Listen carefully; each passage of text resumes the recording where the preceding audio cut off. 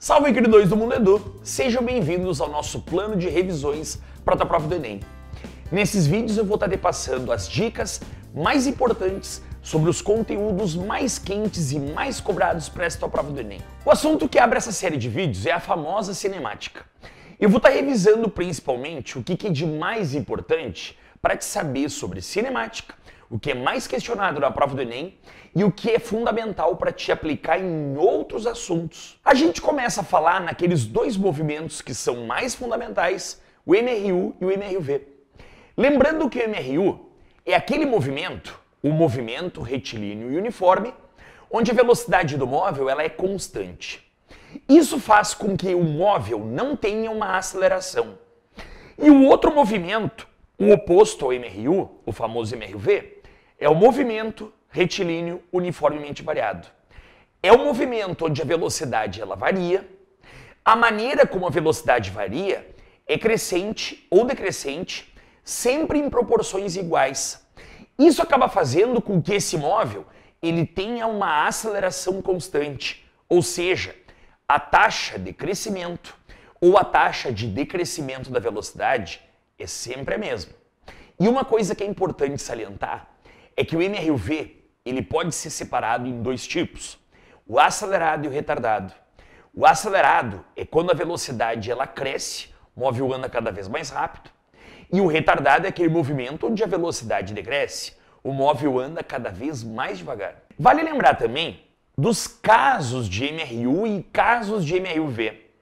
Fica a dica, em vez de tu tentar decorar essa gama de movimentos que a gente tem, tenta pensar que esses movimentos eles são casos de MRU, casos de MRV, porque daí tu monta na tua cabeça um único raciocínio. Quer ver como isso fica fácil? O primeiro caso de MRV que a gente tem é a queda livre. A queda livre é aquele corpo que tu abandona de uma certa altura, à medida que ele vai caindo a velocidade cresce, então é um MRV do tipo acelerado. A culpa desse crescimento da velocidade é da força-peso. Ela faz com que o móvel tenha uma aceleração, chamada de aceleração na gravidade. Então, à medida que ele vai caindo, a velocidade vai crescendo numa proporção de 10 metros por segundo ao quadrado.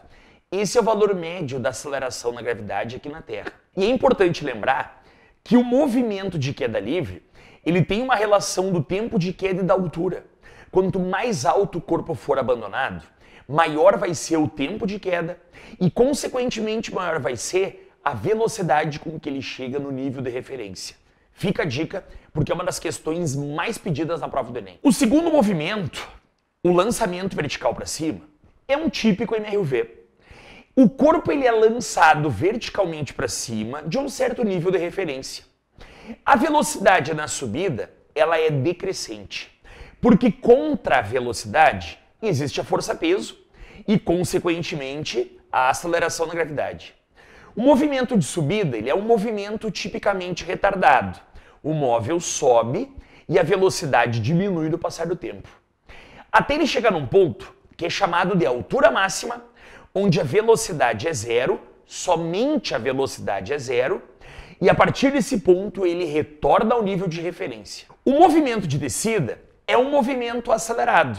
À medida que o corpo desce, a velocidade ela aumenta, a velocidade ela cresce, porque a força-peso e a aceleração na gravidade são favoráveis a essa velocidade. Resumindo, o lançamento vertical para cima é uma união de uma subida retardada com uma descida acelerada.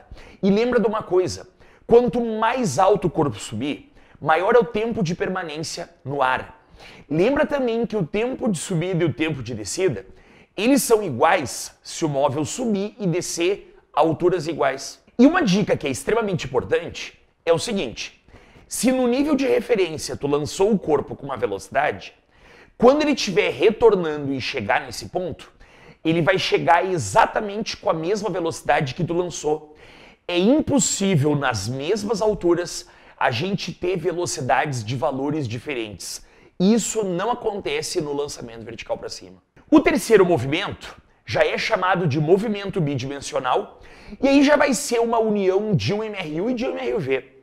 Esse movimento é o famoso lançamento oblíquo. é quando a gente lança o corpo com uma certa inclinação, ele descreve uma trajetória parabólica e essa parábola é a união de um movimento horizontal e um movimento vertical. Lembra que o movimento horizontal é o movimento uniforme. O movimento vertical é o movimento variado. A culpa disso é da força-peso.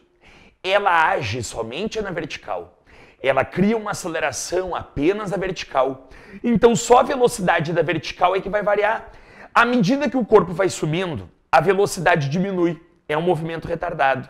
E quando o corpo passa a descer, a velocidade ela cresce, é um típico movimento acelerado.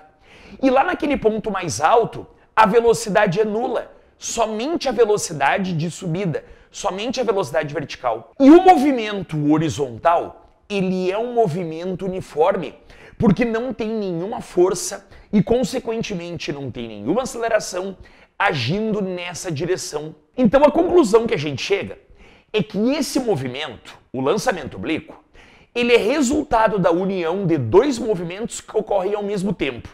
Lembra que esses dois movimentos, eles são independentes. O que ocorre na vertical não influencia no que acontece na horizontal. É o famoso princípio da independência dos movimentos simultâneos de Galileu Galilei. Vale ressaltar que nessa altura máxima, como os movimentos eles são independentes, é só a velocidade vertical que é nula. A velocidade horizontal, a que leva ele para frente, ela é constante em todos os pontos. Então fica a dica que é a seguinte: no lançamento oblíquo, a maneira como ele sobe e desce é igual ao MRV. Para ser mais preciso, igual ao lançamento vertical para cima. Enquanto a maneira que ele vai para frente é um movimento uniforme, porque essa velocidade que leva ele para frente, ela é constante em todos os pontos da trajetória oblíqua. Uma dica muitíssimo importante sobre o lançamento oblíquo é a relação do alcance com o ângulo de lançamento. O alcance é a distância horizontal. Essa distância horizontal ela pode ser variada com o ângulo com que o corpo é lançado. Esse alcance ele vai variando com o ângulo até 45 graus, numa proporção de crescimento. Quanto maior o ângulo, até 45 graus, maior vai ser o alcance do movimento. E quando segue crescendo a partir de 45, o alcance ele começa a diminuir. Fica atento então para uma dica, que o alcance vai ser máximo no ângulo de 45 graus. Para ângulos menores ou maiores que 45, eu vou ter alcances menores também. Fica a dica. Outro ponto que é chave para essa revisão sobre lançamento oblíquo é quanto à altura. A altura ela é proporcional ao tempo de permanência no ar. Quanto mais alto o corpo subir, maior é o tempo de subida, consequentemente maior é o tempo de descida, então maior é o tempo de permanência no ar. Não existe uma relação do tempo de permanência com o alcance. Faz uma separação aí na tua cabeça, nessa tua organização na hora de revisar, quanto a essas duas coisas que são chaves. O alcance tem a ver com o ângulo, a altura tem a ver com o tempo de permanência no ar. Não faz confusão, porque o Enem vai tentar confundir isso dentro da tua cabeça. O quarto movimento é o lançamento horizontal. É quando de uma plataforma tu dá um peteleco para frente num móvel. Esse móvel ele vai sair em linha reta, mas descreve uma trajetória parabólica. Apenas a descida da parábola do lançamento oblíquo. E a pergunta é a seguinte: por que ele cai? Por culpa da famosa força-peso, que acaba acelerando ele para baixo. O lançamento horizontal, ele também é bidimensional como o lançamento oblíquo. Ele resulta da união de dois movimentos simultâneos e independentes. Um movimento horizontal uniforme, de velocidade constante, e um movimento de descida, de velocidade variável, que apenas cresce. Um típico movimento acelerado. Se tu quer simplificar mais ainda o teu lançamento horizontal, lembra que o movimento de descida ele é exatamente igual à queda livre. Então aí fica a dica que é a seguinte: o tempo de descida depende apenas da altura que tu vai arremessar o teu corpo. Essa velocidade de lançamento não vai influenciar no tempo de descida. Ela só é responsável por fazer o corpo cair cada vez mais longe. quanto maior a velocidade de lançamento, mais distante da mesa ou mais distante da plataforma, esse corpo vai chegar. Mas isso não vai influenciar no tempo de queda. O tempo de queda, assim como na queda livre, só vai depender dessa altura que tu lança o teu móvel. E para finalizar os movimentos, a gente tem o famoso MCU. O movimento circular uniforme é aquele movimento de trajetória circular e que tem muito a ver com o MRU, mas apenas da questão da velocidade ela ser constante. No movimento uniforme, a velocidade ela é constante em valor. A velocidade não cresce, a velocidade não decresce. A única coisa que vai mudar nessa velocidade é a direção e o sentido, para manter sempre uma trajetória circular. Se a direção e o sentido não mudassem, o corpo ia andar em linha reta e tu iria voltar lá no MRU. Então essa é a diferença do MCU para o MRU, é que no MCU a velocidade ela é constante em módulo, variando direção e sentido. E no MRU a velocidade ela é constante em módulo, em direção e sentido. A velocidade tem sempre o mesmo valor e sempre a mesma orientação. No MCU, como a velocidade não cresce e não decresce, então quer dizer que não existe uma aceleração que vá acelerar ou retardar esse teu movimento. A única aceleração que tu vai ter é a centrípeta.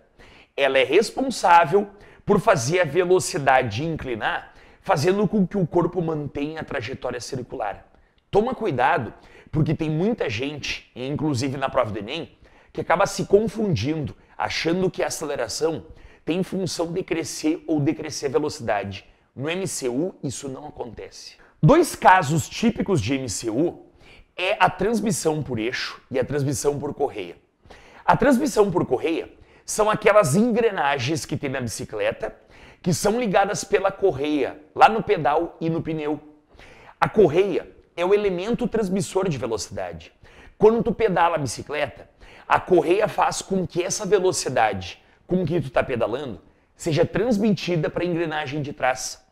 Se houvesse uma diferença de velocidade, a correia iria arrebentar e não haveria essa transmissão. Então fica atento para esse ponto. Em todos os pontos da correia e entre as duas engrenagens, a gente tem velocidades exatamente de mesmo valor. O que a gente tem entre as duas engrenagens é uma diferença de raio. E isso vai acarretar uma diferença de frequência, que é o número de giros. A engrenagem de trás, por ser pequenininha, lá na bicicleta, acaba fazendo com que dê muitos giros, enquanto a engrenagem da frente, como tem maior raio, acaba fazendo com que ela dê menos giros. Então toma cuidado com essa conclusão. As duas giram com velocidades iguais. E a diferença de raios vai acarretar uma diferença de frequências, uma diferença entre o número de giros que cada uma executa a cada segundo. Já a transmissão por eixo são aquelas engrenagens que tem lá no pneu de trás da bicicleta. São várias engrenagens de tamanhos diferentes, onde todas giram em relação ao mesmo eixo. Elas acabam executando o mesmo número de voltas, isso significa a mesma frequência, e elas completam voltas exatamente no mesmo tempo, isso significa mesmo período. A diferença de tamanho entre elas vai acarretar na velocidade de giro. A engrenagem mais externa de maior raio vai executar velocidades bem maiores do que as engrenagens pequenas, as de menor raio. Essas vão executar velocidades bem menores. Resumindo então, na transmissão por correia tu tem transmissão de velocidade e a diferença de raio vai impor diferença de frequência. Lá na transmissão por eixo, tu vai ter uma igualdade entre frequência e período. A diferença de raio vai impor somente diferença de velocidade. Queridões, chegamos ao final da revisão de cinemática.